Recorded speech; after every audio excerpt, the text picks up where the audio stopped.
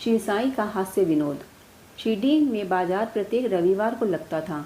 निकटवर्ती ग्रामों से लोग आकर वहां दुकानें लगाते और सौदा बेचते थे। मध्याह्न के समय मस्जिद लोगों से ठस भर जाया करती थी, परंतु रविवार के दिन तो लोगों की इतनी अधिक भीड़ होती थी कि प्रायः दम ही घुटने लगता था। ऐसे ही एक रविवार के दिन श्री हेमाडपंत बाबा की चरण सेवा कर रहे थे। श्यामा बाबा के बाई व बामन राव बाबा के दाईं ओर थे। इस अवसर पर श्रीमान बूटी साहिब और काका साहिब दीक्षित भी वहां उपस्थित थे। तब श्यामा ने हंसकर अन्ना साहिब से कहा कि देखो, तुम्हारे कोट की बाह पर कुछ चने लगे हुए से प्रतीत होते हैं। ऐसा कहकर श्यामा ने उनकी बांह स्पर्श की जहाँ कुछ चने के दाने मिले। जब हेमाडपंत ने अपनी बाई कोहनी सीधी की तो चने के कुछ दाने लुढ़क कर नीचे गिर पड़े, जो उपस्थित लोगों ने बीन कर उठाए। भक्तों को तो हास्य का विषय मिल गया और सभी आश्चर्यचकित होकर भांति भांति के अनुमान लगाने लगे, परंतु कोई भी यह न जान सका कि चने के दाने वहां आए कहाँ से और इतने समय तक उसमें फंसे कैसे रहे। इसका संतोषप्रद उत्तर किसी के पास ना था, परंतु इस रहस्य का भेद जानने को हर कोई उत्सुक था। तब बाबा कहने लगे, इन महाशय अन्ना साहेब को एकांत में खाने की बुरी आदत है। आज बाजार का दिन है और वे ये चने चबाते हुए ही यहाँ आए हैं। मैं तो इनकी आदतों से भली भांति परिचित हूँ और ये चने मेरे कथन के सत्यता के प्रमाण हैं। इसमें आश्चर्य की बात ही क्या है। हेमाडपंत बोले, बाबा, मुझे कभी भी एकांत में खाने की आदत नहीं है, फिर इस प्रकार मुझ पर दोषारोपण क्यों करते हो। अभी तक मैंने शिरडी के बाजार के दर्शन भी नहीं किए तथा आज के दिन तो मैं भूल कर भी बाजार नहीं गया। तब उनके खाने की बात तो दूर है, भोजन के समय भी जो मेरे निकट होते हैं उन्हें उनका उचित भाग दिए बिना मैं कभी भोजन ग्रहण नहीं करता। बाबा ने कहा, तुम्हारा कथन सत्य है, परंतु जब तुम्हारे समीप ही कोई न हो तो तुम या हम कर ही क्या सकते हैं। अच्छा बताओ, क्या भोजन करने से पूर्व तुम्हें कभी मेरी स्मृति आती है? क्या मैं सदैव तुम्हारे साथ नहीं हूँ? फिर क्या तुम पहले मुझे ही अर्पण कर भोजन किया करते हो? स्मरण ही अर्पण है। इस घटना द्वारा बाबा क्या शिक्षा प्रदान कर रहे हैं, थोड़ा इस ओर ध्यान देने की आवश्यकता है। इसका सारांश यह है कि इंद्रियां, मन और बुद्धि द्वारा पदार्थों का रसास्वादन करने से पूर्व बाबा का स्मरण करना चाहिए। उनका स्मरण ही अर्पण की एक विधि है। इंद्रियां विषय पदार्थों की चिंता किए बिना कभी नहीं रह सकती। इन पदार्थों का उपभोग करने से पहले ईश्वर अर्पण कर देने से उनकी आसक्ति संभवतः नष्ट हो जाती है। इसी प्रकार समस्त इच्छाएं, क्रोध और तृष्णा आदि कुप्रवृत्तियों को पहले ईश्वर अर्पण कर गुरु की ओर मोड़ देना चाहिए। यदि इसका नित्य अभ्यास किया जाए तो परमेश्वर तुम्हारी कुवृत्तियों के दमन में सहायक होंगे। विषय के रसास्वादन के पूर्व वहाँ बाबा की उपस्थिति का ध्यान अवश्य रखना चाहिए। तब विषय उपभोग के उपयुक्त है या नहीं यह प्रश्न उपस्थित हो जाएगा और आचरण में सुधार होगा। इसके फलस्वरूप गुरु प्रेम में वृद्धि होकर शुद्ध ज्ञान की प्राप्ति होगी। जब इस प्रकार ज्ञान की वृद्धि होती है तो दैहिक बुद्धि नष्ट होकर चैतन्य घर में लीन हो जाती है। वस्तुतः गुरु और ईश्वर में कोई पृथकत्व नहीं है और जो उन्हें भिन्न समझता है वह तो निरा अज्ञानी है तथा उसे ईश्वर दर्शन होना भी दुर्लभ है।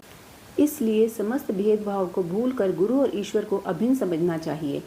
इस प्रकार गुरु सेवा करने से ईश्वर कृपा प्राप्त होना निश्चित ही है और तभी वे हमारा चित्त शुद्ध कर हमें आत्मानुभूति प्रदान करेंगे। अब अन्ना चिचिनीकर और मौसीबाई की कथा। अन्ना चिचिनीकर दामोदर घनश्याम बावरे बाबा के भक्त थे। वे सरल, सुदृढ़ और निर्भीक प्रकृति के व्यक्ति थे।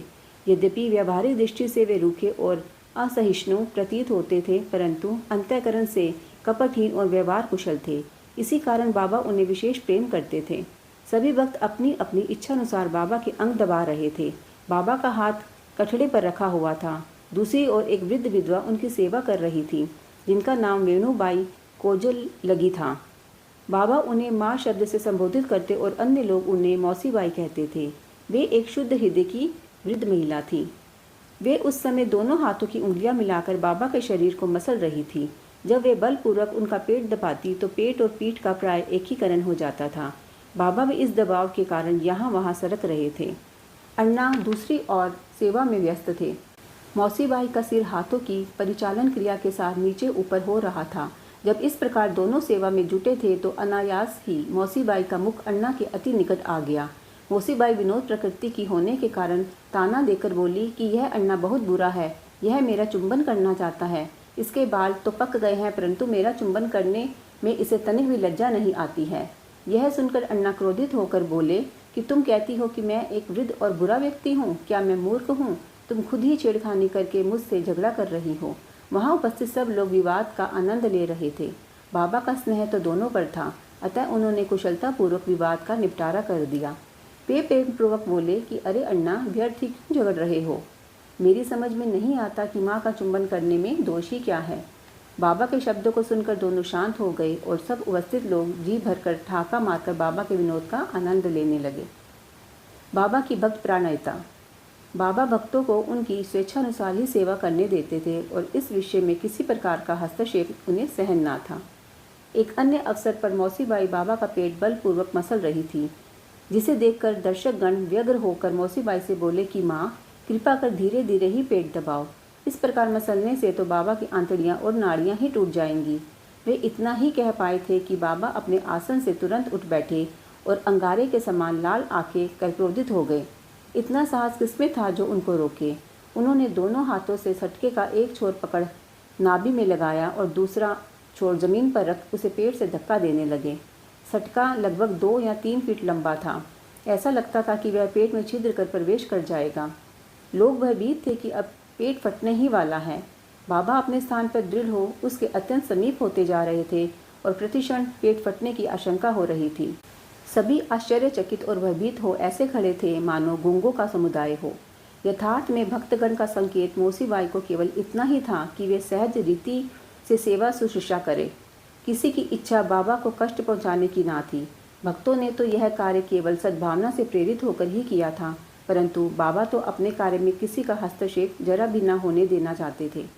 भक्तों को आश्चर्य हो रहा था कि शुभ भावना से प्रेरित कार्य दुर्गति में परिणित हो गया और वे केवल दर्शक बने रहने के अतिरिक्त और कर ही क्या सकते थे।